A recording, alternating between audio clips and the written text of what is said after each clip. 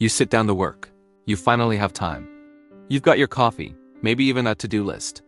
5 minutes later, your phone is in your hand. You're scrolling. You didn't decide to do it. It just happened. And then you label yourself. You say you have no willpower. You say you just can't focus. But that diagnosis is wrong. You don't have a willpower problem. You have a damage problem. Trying to focus with your current daily habits is like buying a Ferrari and trying to drive it with the handbrake pulled all the way up. You press harder on the gas with more coffee, more motivation, more guilt, but the car still feels slow and strained. Not because the engine is weak, but because the mechanism itself is fighting you. Your brain works the same way. Every single day, there are habits you treat as normal that are quietly rewiring your neural pathways. You aren't just losing focus, you are actively practicing distraction.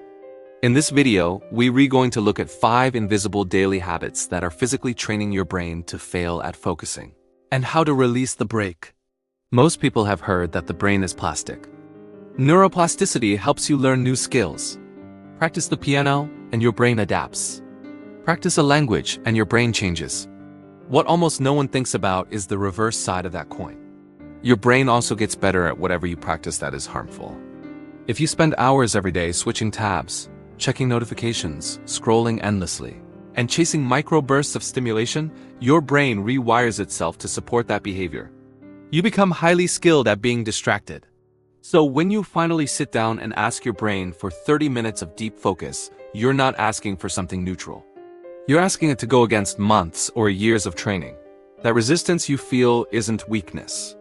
It's conditioning. Let's look at the 5 habits doing the most damage. The first habit is physical and often invisible. Prolonged sitting without movement. For most of the day, many of us are completely still.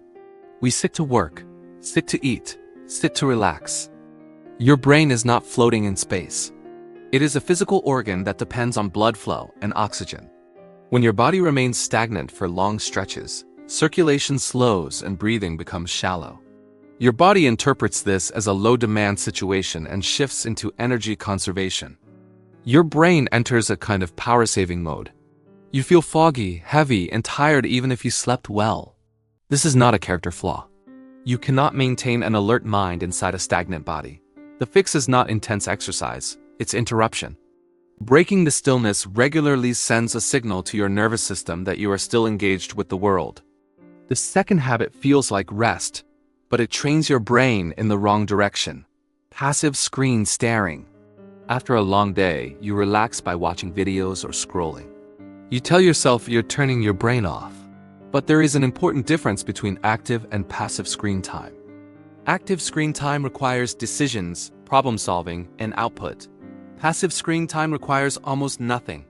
Your brain learns to receive stimulation without effort.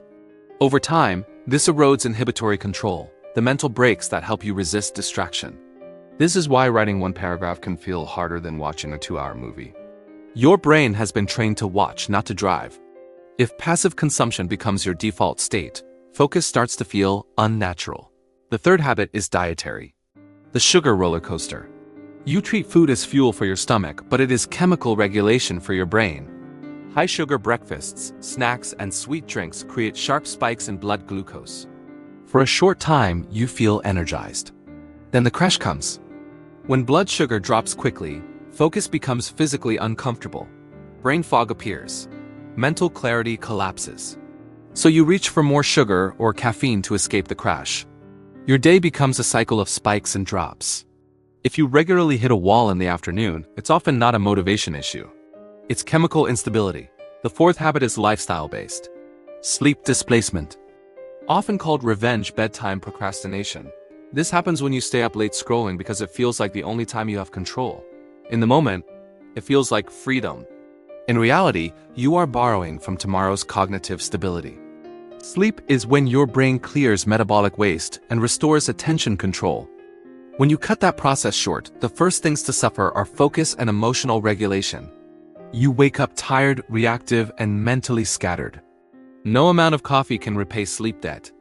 And the more tired you are, the harder it becomes to go to bed on time the next night.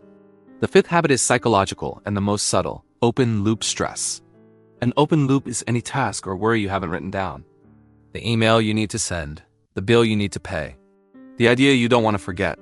When you keep these in your head, your brain keeps them active in the background. This is known as the Zeigarnik effect. Unfinished tasks create mental tension. Think of your attention like computer memory. When too many programs are running in the background, performance slows down.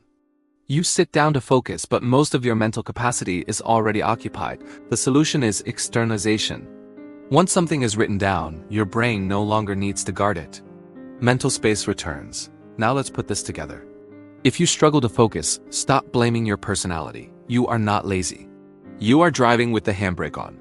Sedentary habits push your brain into power-saving mode. Passive screens train you to be a spectator. Sugar creates chemical instability. Sleep displacement steals recovery. Open loops leak mental bandwidth. Smart people don't just try harder, they subtract friction. Psychology tells us that writing down a goal increases the likelihood of achieving it by 42%. So let's run a quick experiment. Don't just watch this video and forget it.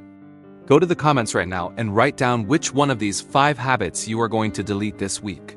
Lock in that decision below, and I'll see you in the next video.